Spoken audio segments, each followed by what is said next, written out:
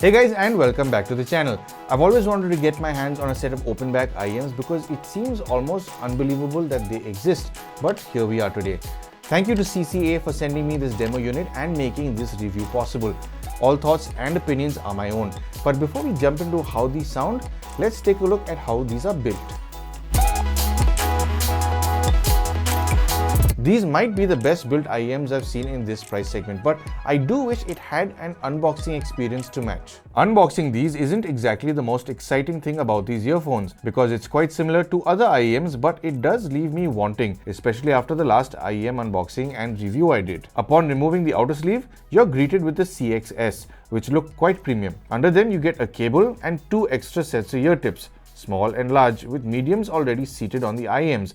And you get the literature as well. The tips provided are silicone and I think are standard across most, if not all, CCA and KZ Acoustics IEMs. So if you prefer foam tips or like to tip roll, you might prefer other tips compared to these stock ones for comfort and fit. The cable provided is a copper cable which has a 0.75 mm dual connector on the end that connects to the IEMs, and the other side is terminated to a 3.5 mm jack. The IEMs themselves are gorgeous to look at. The faceplate and the housing are both made out of a zinc alloy, so are cool to the touch when you handle them initially, and they have a brushed metal look all around them. Having an open cavity design, these let your ear breathe a little more than any other IEM would allow, which I can see some people appreciating, and the little cutout with the mesh behind it is where the driver is seated, making these an open back set of IEMs. As perfect as these look, I wish they didn't show up with some glue marks on the body when I first unboxed them, but I'm being a little picky when it comes to that. The overall comfort is quite good with these once you figure out which ear tips suit you best, but I can see some folk preferring foam or softer ear tips than these. I really like the way the cable loop curls tightly over and around my ear instead of being loose. These feel confident and secure to have in and around your ear thanks to the combination of how well the loop is designed and the way the IEMs sit and how it's able to be a little more ventilated than others. The CXS that I'm testing has in fact come with a microphone, but it looks very familiar. This is the same hardware I think they use on the KZs and the other CCA IEMs that I've tested, so I don't expect these to sound very different. Now, I am speaking to you over the microphone in this phone right now, and I'll plug this into the adapter right about now. So I'm speaking to you off the CXS microphone now, and I think that it may be a little pulled back unless of course I bring the microphone a little closer to my mouth. So if you plan on using this microphone for phone calls, this is most probably what it will sound like. Now, don't expect this to handle any background noises because there's nothing electronic in these that will have any environmental noise cancelling. This is just how it's going to sound. Now, if you are planning on gaming with these and you plug into an adapter to connect to your phone or a 3.5 mm slot in your phone, this is pretty much how you're going to sound to any of your gaming buddies. So I do hope this demo has given you a better understanding of how these earphones would be for your experience, and I'll see you in the chapter about sound.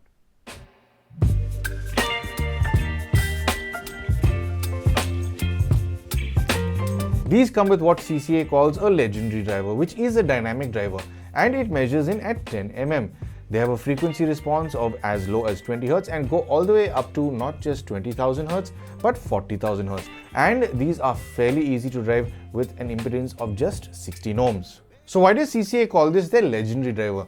Well, they've obviously put in a lot of work to make this possible. It turns out they've tried to fit the driver itself, voice coil wire and magnets in the least amount of space possible to ensure better speed, sound performance and lower distortion levels. Considering these are so easy to drive on a volume front, I've never found myself going beyond 25 or 30% volume on low gain with my portable or desktop amp. In fact, if you go past 30 and go on to 35 and 40, I think that's a little too loud.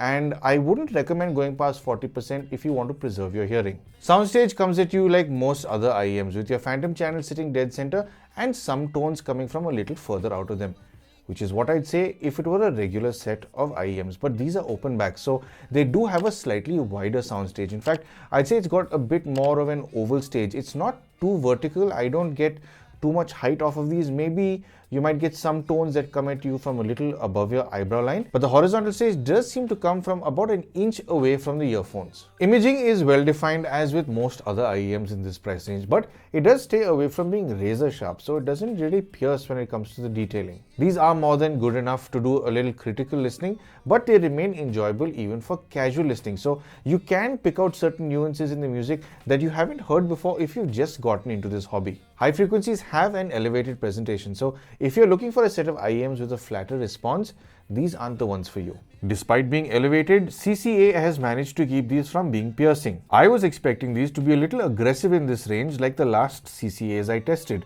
the CCA CRA. This range comes to you with soft yet detailed presence and stays clear of being sibilant. Having all that headroom of up to 40,000 Hz, the audible range seems to be handled without a need to prove itself to you. Listening to Whitney Houston's Run to You, there are soft cymbal hits in the beginning of this beautiful track which come to you in an almost nurturing manner. It doesn't mean to intimidate or offend, and this range stays rather enjoyable even over longer listening sessions without causing any fatigue, despite being elevated. I'd say they've tuned this range just right. Mid frequencies do have a bit of a recess unless you are listening to a good recording, which does tell me these do have a little bit of a transparent approach to their presentation. They seem to sit slightly further in the distance rather than have a significantly lower volume than the highs or lows. The separation in this range is quite good. You're able to distinctly focus in on instruments or vocals in this range quite easily, and they don't merge into one another. But I've come to expect this characteristic from most IEMs, even in this price range. It's an amazing time we live in. Listening to Take 6's cover of Unchain My Heart, not only are all the vocals in this a cappella track easy to focus in on independently, but there is a slight decay in the vocals that decay gently over and above each vocal that these IEMs managed to carry on over to you. This was a little more significant in noticing with a high-res recording rather than the one that's available on YouTube. The combination of how these recover detail, image and stage makes this range truly enjoyable to listen to if you're into vocals or even instrumentals or classical music. Low frequencies on IEMs plus the fact that these are open back equals bad bass response, right?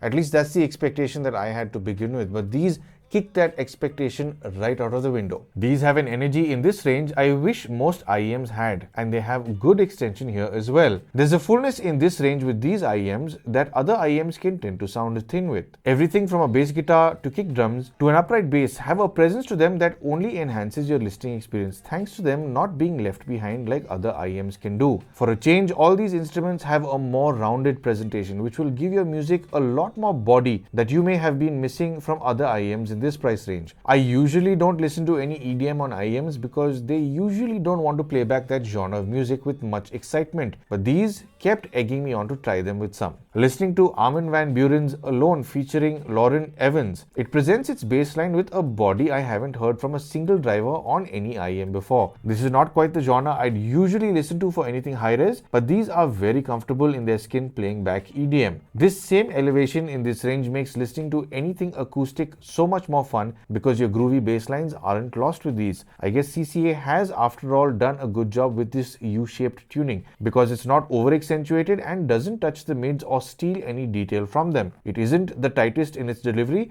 but how much can you ask for at this price range?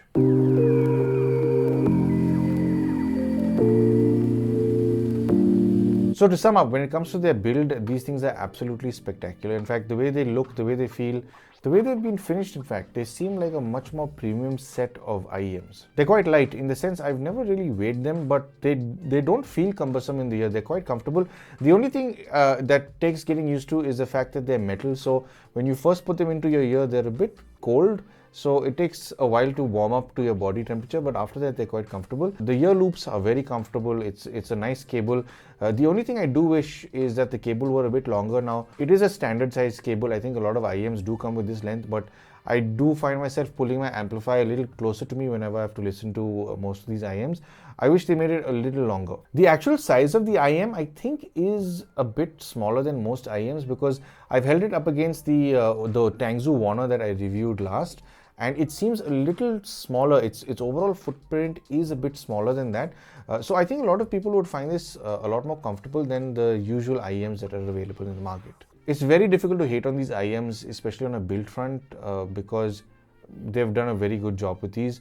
But the one thing I can say I didn't like was the unboxing experience, because for something that looks, feels and sounds as premium as this does, I do wish that the unboxing experience was a bit more flamboyant, because this one's unboxing is the same as, say, the Salnotes Zero or any other KZ IEMs that you'd get. And another thing I didn't quite like too much was the fact that when I opened these, they did have some glue marks around the IEM. Now, it's not that it couldn't be rubbed off. You can just wipe it off with your finger and it doesn't leave any residue marks because the surface doesn't hold on to it. On a sound front, it's very difficult to hate on these earphones. Now, I can easily turn around and say, you know, I'm an audiophile and I listen to equipment worth thousands of dollars or or lakhs of rupees. But this set of IEMs is not catered towards that person. This is catered towards somebody who's just getting into the hobby, who's getting to learn about more detail and high-res music, and they don't have too much to spend on equipment like this. So it's difficult to hate on it because it does so well at its price. In fact, most IEMs in this price range just always blow me away, because I remember when I was looking for this kind of stuff when I was getting into the hobby over 10 years ago, these things weren't available at all. So the fact that these are so accessible now is a very big deal. I was expecting these to be a little shouty or a little piercing in the highs like the CCA CRA that I reviewed. These stay clear of it. It's almost like they learned from the mistakes of what they did with, let's say, that single driver. I haven't heard any other CCA products, but this I think is definitely the best CCA I've heard. In fact, this might be one of the best, I'd say one of the top 5 IEMs that I like, that I've reviewed in the past few months. So would I recommend these? Well, I wouldn't really label the question as would I recommend these, but rather who would I recommend them to, because these are obviously not for high-end audiophile folk like I mentioned, but this is for somebody who just has about starting money to get into the hobby and doesn't want to spend too much. This has got a lot to offer when it comes to its overall sound. Build quality is a big plus point, no doubt. I mean, you're not going to be really looking at it while you're listening to it. The comfort factor is quite good as well. I've not really felt any ear strain, but I do think a lot of people will want to do a bit of tip rolling for a better comfort. I'm not so much of a fan of the ear tip style that they've used, be it the shape or be it the material. It's not been the most comfortable. I do prefer a softer silicone, so you might as well, or you might just love these ear tips. But if you are just about getting into the hobby and you want a wider stage, you want to use it for gaming, you want to use it for music enjoyment, or just to hear a little extra detail in the music that you've been listening to all these years, rediscover your music with new elements in it, these could be the earphones for you. These are certainly terrific value for money. So how much do these go for? Well, at the time of recording this, these are going for around, you should get it for about $20 or around that, maybe a little more, maybe a little less. So if you are buying these in India, these should hover around the 2,000 rupee price range. So again, a little more than 2,000 or a little less than 2,000. But do I think these are worth it? Well, honestly, on a build front alone, the fact that you get this zinc alloy or some sort of metal that they've used is a huge plus point, because some of the finishes of other IEMs that have a plastic faceplate or even a metal faceplate have a plastic housing, and those sometimes can be off-putting because you can see all the glue marks on the inside holding them together. Now, you can't ask for too much at that price.